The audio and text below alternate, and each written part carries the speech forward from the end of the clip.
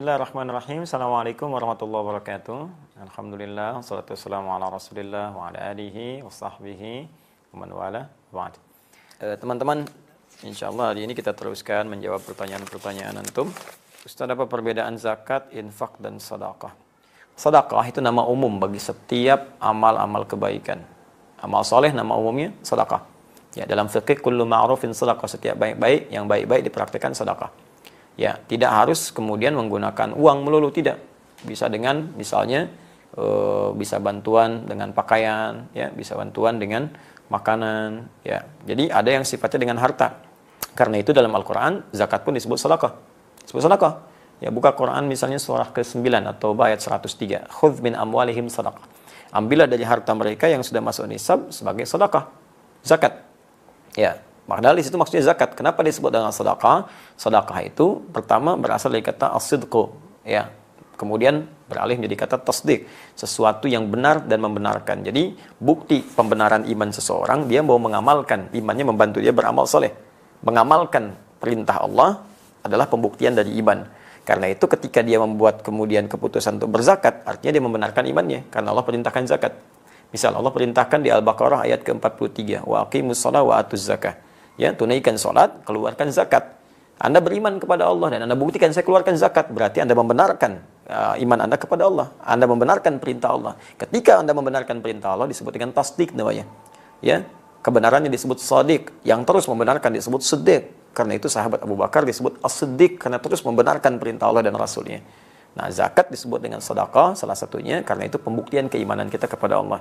Ya, kemudian teman-teman sekalian, infak disebut sedekah. Quran surah kedua Al-Baqarah ayat 264, yang paling kiri sebelah bawah. Ya ayyuhalladzina amanu la tubtilu shadaqatikum bil manni wal adza kalladzi yunfiqu malahu riya'an nas. Hei orang-orang beriman, jangan batalkan, gugurkan amal-amal kebaikanmu yang telah lelah engkau tenun dengan melakukan perbuatan yang merusak, seperti orang infak yang riya. Nah, infak riya itu disebut dengan bagian infaknya disebut dengan sedekah. Enggak boleh infak dengan riya. Infaknya masuk kategori sedekah. Jadi kalau Anda katakan sedekah itu nama umum, ya, zakat sedekah, infak sedekah, termasuk sholat bagian dari sedekah karena amal saleh. Senyum sedekah. Ya, basmatuka fi wajhi akhika sedekah. Senyummu yang membahagiakan temanmu itu sedekah. Nah, kemudian kalau sudah zakat spesifik, zakat bentuknya kewajiban berupa harta yang harus dikeluarkan jika sudah memenuhi batasan dan syarat-syarat ketentuan tertentu. Ya, batasan syarat ketentuannya misalnya nisab. Ukurannya apa misalnya? Ya, ukuran sudah 85 gram emas keluar. Ya, di zakat tanaman lain lagi. Ya, apakah diairi atau tidak, perkebunan lain lagi, zakat hewan lain lagi. Ya, ada ukuran-ukurannya. Kemudian untuk zakat mal misalnya berlangsung setahun disebut dengan haul. Ya. Nah, lalu setelah itu bagaimana lagi ketentuannya? Nah, dalam zakat ini sifatnya wajib dikeluarkan. Kedua 8 golongan. Ada di Quran surah ke-9 ayat ke-60. Innamas shadaqatu lil fuqara wal masakin wal 'amilina 'alaiha wal mu'allafati qulubuhum wa fil riqab wal gharimin wa fi sabilillah wa bis sabil. 8 golongan. Fakir, miskin, kemudian 'amilin 'alaiha yang fokus mengerjakan zakat sehingga tidak bekerja di tempat lain. Kemudian mu'allafati qulubuhum yang tertarik dengan Islam diberikan bantuan dari zakat, atau yang sudah berislam tapi masih lemah. Baru masuk Islam, lemah, bantu dengan zakat. Wa fil riqab, perbudakan sudah tidak ada, gharimin orang yang terikat utang piutang karena kepentingan maslahat agama atau umum.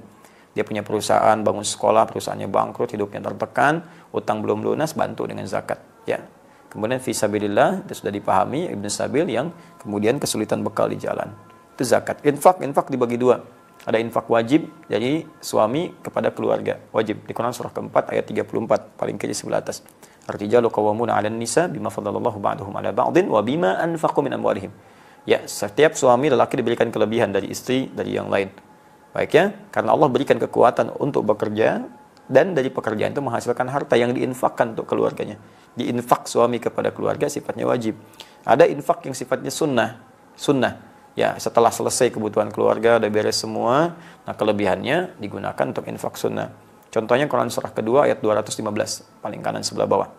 Ya, wa yas'alunaka madza yunfiqun, mereka bertanya tentang apa yang harus diinfakkan. Qul ma anfaqtum min khair. Kalau mau infak katakan Muhammad SAW, infakkan yang baik-baik. Untuk siapa? Lil walidain, orang tua, wal aqrabin, kerabat dekat, wal yatama, anak-anak yatim, wal masakin, orang miskin, wa ibnis sabil, orang kesulitan di jalan dalam mendapatkan bekal. Itu contoh-contoh infak yang sunnah. Selebihnya umum. Ya, umum infak-infak misalnya untuk infak ke masjid, infak untuk yang sifatnya Anda ingin berikan, ya boleh. Itu ada di Quran surah kedua ayat 261. Kaidah umum dibalasnya langsung 700 kali lipat dengan izin Allah Subhanahu wa taala. Saya kira itu. Allahu taala alam bissawab. Semoga Allah berikan kemuliaan. Kita berjumpa lagi di sesi yang lain insyaallah. Subhanakallahumma wa bihamdika asyhadu an la ilaha illa anta astaghfiruka wa atubu ilaik. Assalamualaikum warahmatullahi wabarakatuh.